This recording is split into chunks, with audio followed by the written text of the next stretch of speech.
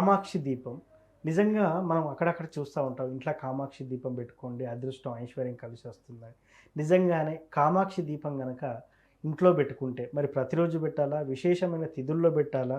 Friday అంటే శుక్రవారం పెట్టాలా? ఎప్పుడు పెడితే మనకు డబ్బు వస్తుందంటారు?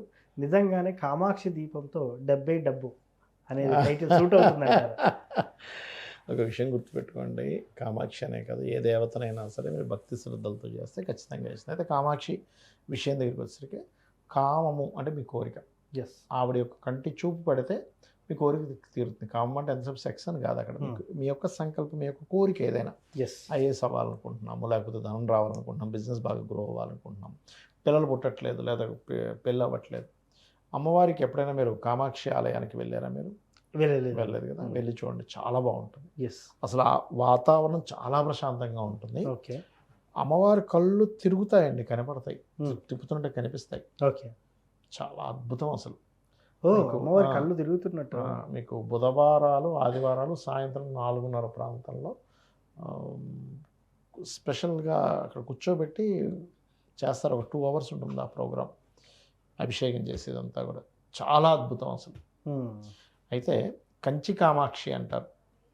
కంచి కామాక్షి, మధుర మీనాక్షి. ఎస్, అవును.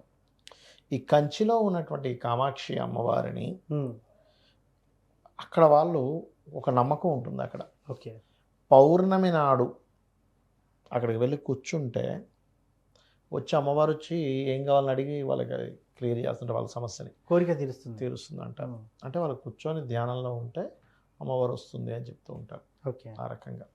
అయితే కంచి కామాక్షి అమ్మవారికి చేసుకుంటే మన డబ్బులు వస్తాయా రావా అంటే మీ నమ్మకం మీద ఆధారపడి ఉంటుంది. అంతే.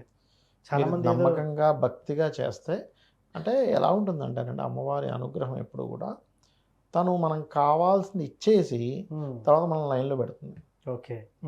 మనకి వచ్చేసింది అనుకో, మనం అనుకున్నది మనకి సమకూరింది, అప్పుడు మనకి కోరికలు తగ్గిపోతాయి. అంతే కదా.